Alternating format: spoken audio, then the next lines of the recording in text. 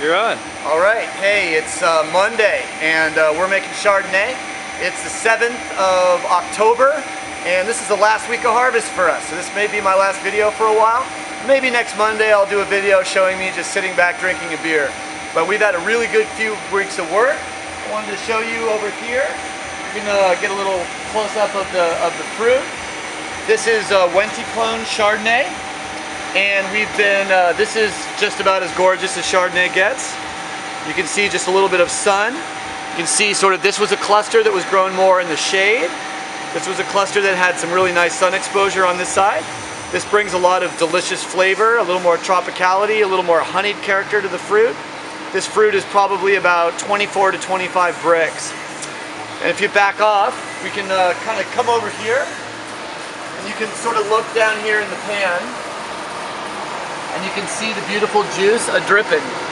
And that is Chardonnay coming off of the press. And inside this metal press is a big nylon balloon that inflates and presses the grapes against this perforated metal cylinder. And then the juice begins to drip out of the perforations into our press pan. The juice is taken from the press pan, and then follow me. Barrels, you may be able to see the juice if I shine a flashlight in there. See if you can get in that barrel. So you can sort of see that juice in there. And that juice, we fill the barrels about 3/4 of the way up, about 45 out of 55 gallons. And then what we're going to do is we're going to add a little bit of yeast nutrient.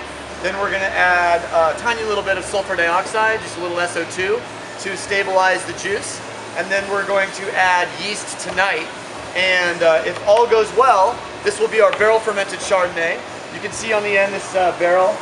It's hard to see because of the tape that we're gonna put all the stuff on, but you can see that's a demi barrel, and those are the best barrels in the world for Chardonnay, bar none. These are fantastic, beautiful barrels. This is a second-year barrel. We're only gonna use 2 new barrels this year, and we're gonna use, all the rest will be either 1 year, 2 1 years, 2 brand new. Everything else will be older, neutral French oak. Follow me? So basically this is the pump. You can see on this side, juice is coming out of the press. It's being pumped very gently with a very flexible color pump. And then the juice is put into these barrels as I showed you. And then I said we're gonna fire them up with yeast tonight. And I'll show you something right here. You can see this is sanitized pet screen, and that keeps all the flies out, so fruit flies won't come in. So it'll keep it safe. Now, check that inside, and you can see fermenting Chardonnay. You can see the yeast.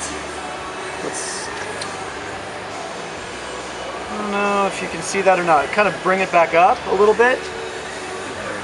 Yeah, you can kind of see the Chardonnay in there with all those bubbles.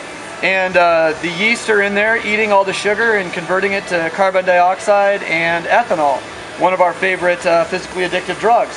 So these are going to be the stainless. I can feel the stainless. It's about 70 degrees right now, about 10 degrees warmer than the ambient temperature of the winery. So it's warming up as it ferments. And so we're going to basically see within about 2 or 3 days, we're going to lose a lot of the sugar. And within 4 or 5 days, we're going to be dry.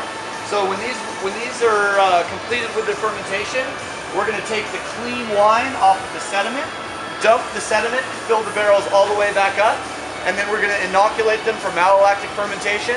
Malolactic could take 2 months, 3 months, 5 months.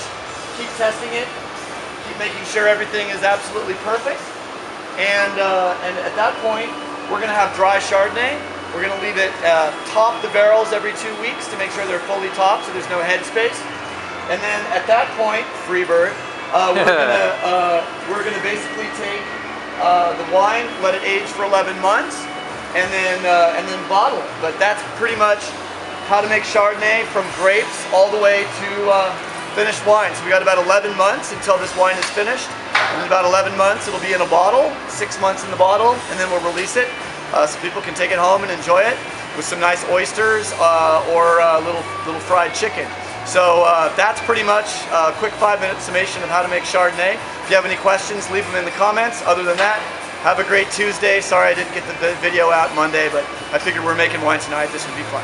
All right, have a good one.